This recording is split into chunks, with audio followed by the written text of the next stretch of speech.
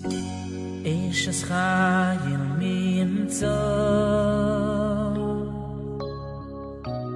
ורחוק מפנינים נחרא בוטח בלב בלום ושלום לא יחזור שקל אחר והבל היפי אוי והבל היפי אישה ירס אשר היא תזענו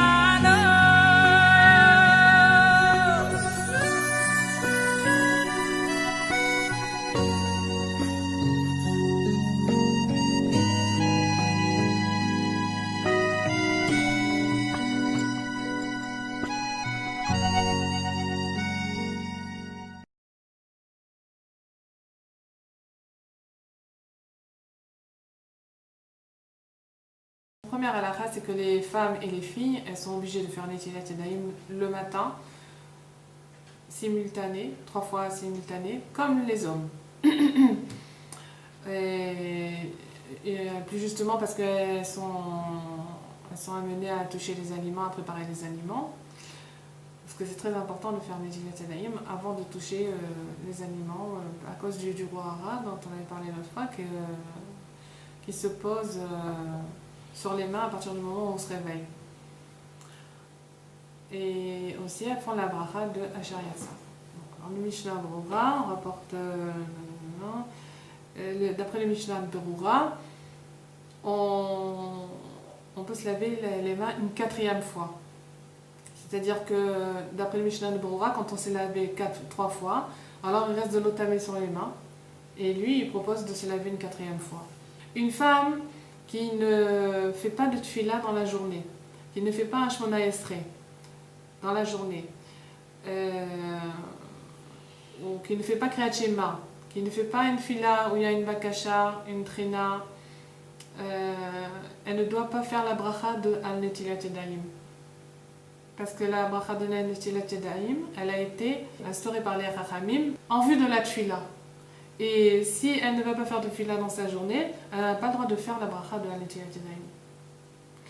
Maintenant, si la femme a fait une fila où il y a une bakasha et une fila, c'est-à-dire même en français, même elle fait un sheva, un kadosh baruch hu et une bakasha, alors c'est bon, elle peut faire la bracha de Netilat Yadayim, parce que ça s'appelle une fila.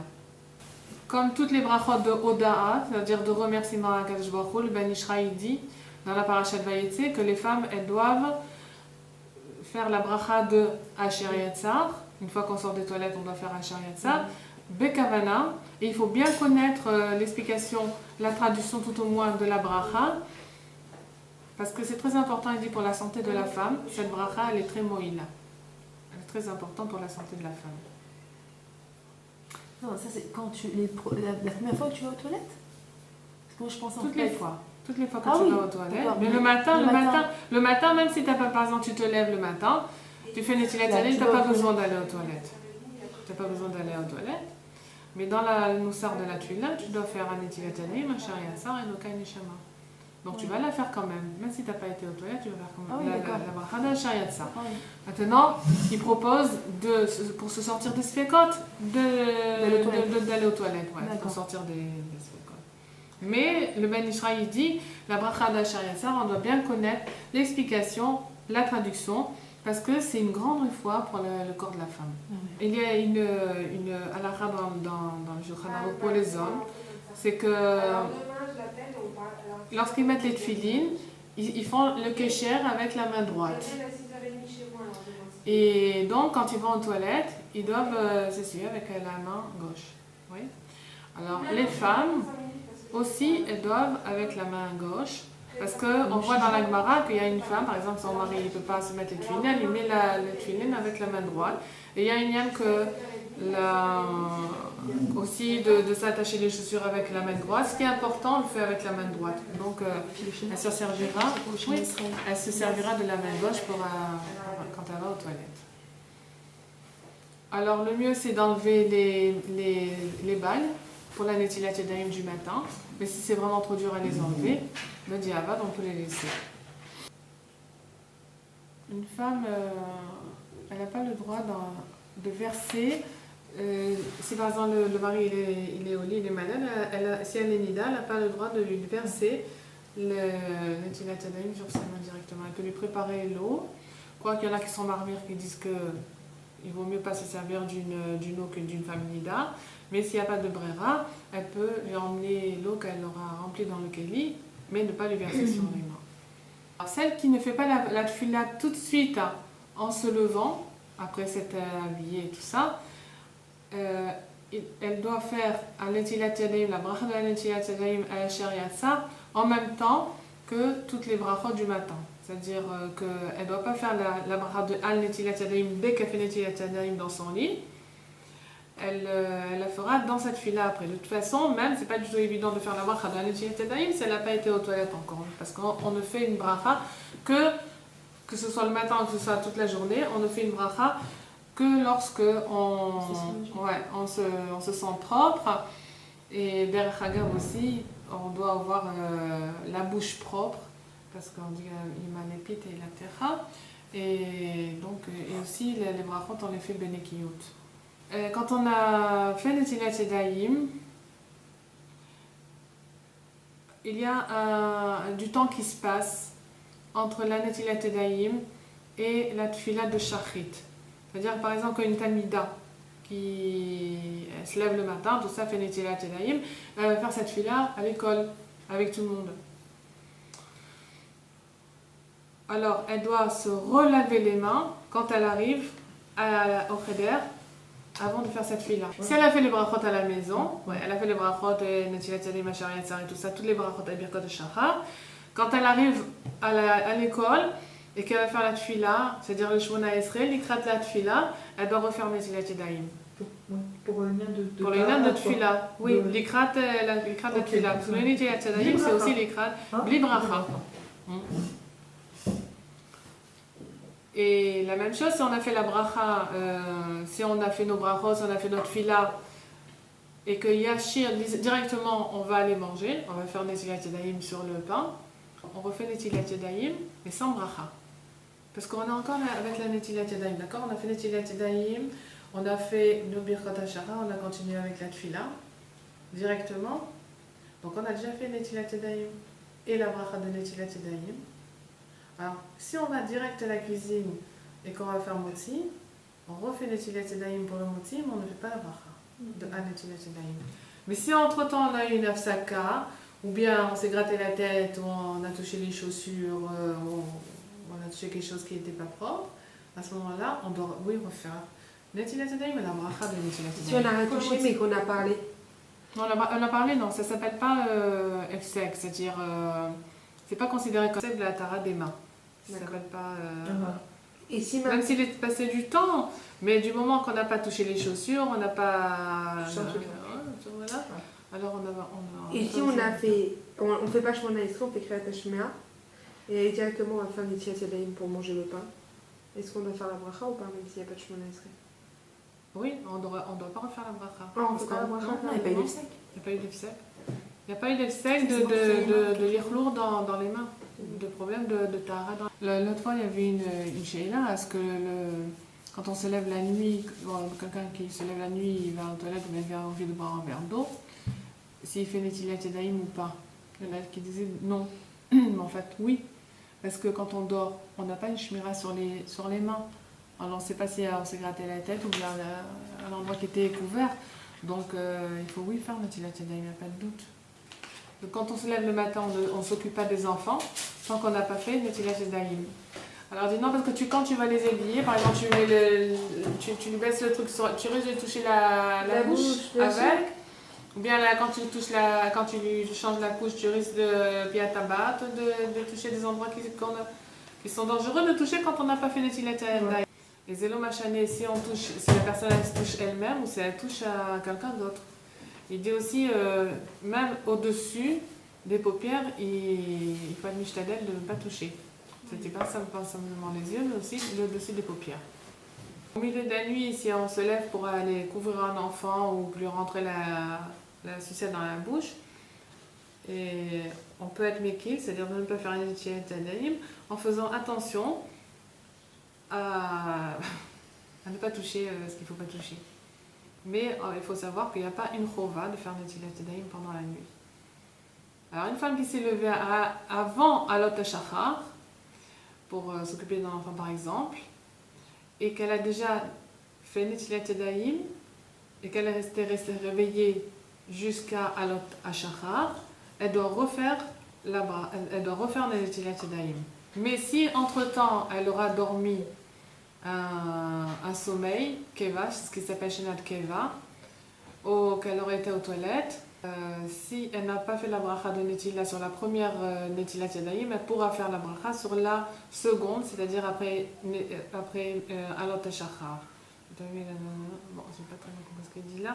Mais en tout cas, qu'est-ce que ça veut dire une Shenat Keva? On dit que même dans la journée, si on dort Shenat Keva, on doit faire Netilat Yadayim.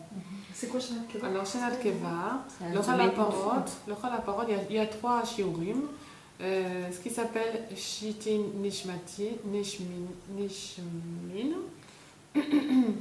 que moins que ça, le roi Ra, il vient pas sur la personne, et ce qui représente 3 heures pour certains, une demi-heure, un peu plus qu'une demi-heure pour d'autres, et 3 minutes pour d'autres. Ah bah dis donc, hein. Voilà, Si on choisissez. Entre 3 heures et 3 minutes. Oui, 3 heures et 3 minutes. Une Évidemment, demi-heure. un aliment qu'on aura touché avant de faire Netilat Yadayim, il faudra le rincer 3 fois. Et si c'est pas chayard de le rincer 3 fois, alors il sera moutar et bediavad.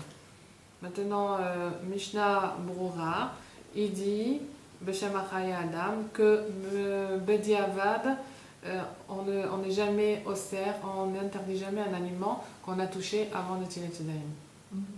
Ça, c'est la Mishnah Brura qui dit. Évidemment, on est aussi très makpid, les mamans doivent être makpidotes, consciencieuses que leurs enfants ils font Netilat Yadayim quand ils se réveillent le matin et qu'ils ne touchent aucun divrei ma'achal. Et ici, j'avais lu que Zélo Machana maintenant, si par exemple, elle va lui donner un biberon de lait, il est prêt, elle n'a pas fait Netilat Yadayim, elle prend le biberon, il ne permet pas. Il y en a certains qui ne permettent pas. Sans Netilat Yadayim, ils sont au cerf le lait, même s'il est dans le backbook, même si elle ne les touche pas directement. Alors on a le droit de mettre des aliments ou le biberon en dessous de la poussette du bébé. Parce qu'on dit qu'on ne met pas d'aliments en dessous le lit, parce qu'il y a un rouhara, mais sous la poussette du bébé, même s'il dort, on a le droit de mettre des aliments. Shulchan Aruch Harav, il dit il n'y a pas de chiyuv de faire Netilat Yadayim aux enfants.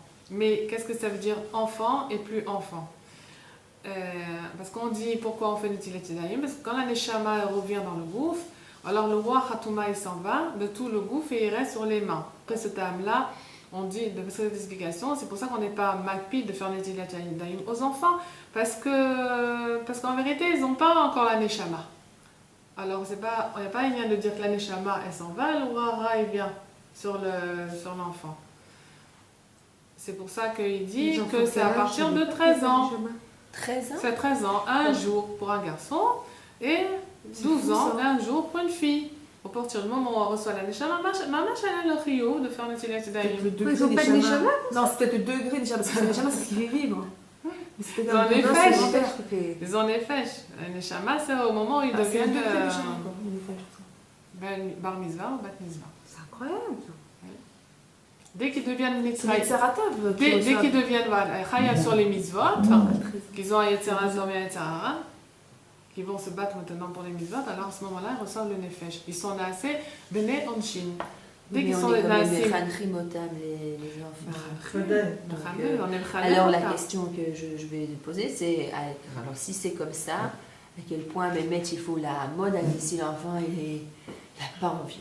Il faut les takesh ou pas? Puisque c'est pas Voilà, un trio. Takesh. Ok, mais pour qu'à l'âge de 12 ans ou 13 ans, ils arrivent maximum de faire Netilat Yadayim, Bah oui, il faut les que pendant takesh. 12 ou 13 ans, tu sois au maître de la roche chez la M qui fasse Netilat Yadayim. Donc, on- Ça devient réflexe. naturel. Ok, L'éducation, c'est des Ça habitudes. devient un réflexe. Par exemple, tu vas pas te mettre à faire des histoires. Ouais, faut avec pas eux que sur ça Netilat l'écœure de Yadayim, ton ouais. ici-là, tu Exactement. comprends, sinon après Bechavana, il ne voudra pas le faire. Alors quand on touche des endroits qui sont cachés de l'enfant, quand on l'a mis ou quoi, on doit faire Netilat Yadayim, ça c'est sûr. Quand tu enlèves, on lui met des habits. On doit faire Netilat Yadayim. Rega, Beterem Omdim, Leikpalel, Levarer, Limotora ou Leechol. C'est-à-dire que Bila Khatrila, il n'y a pas un yan de faire tout de suite Netilat Yadayim. Quand on a touché un endroit qui est couvert dans l'enfant. Mais si on doit faire une bracha, étudier la Torah ou faire la tfila ou manger, alors on fait oui Netilat Yadayim. Et quand on leur ferme les chaussures, c'est-à-dire on leur ferme les lacets des chaussures, alors là on doit faire Netilat Yadayim juste avant de faire la tfila. Keilou que pour les autres choses, c'est pas nécessaire. Mais quand on se lève pour prier, Keilou pour le Shemona Esrei, alors lui, on fait Netilat Yadayim. Mais quand on assoit un enfant aux toilettes, alors lui, là, on est obligé de faire Netilat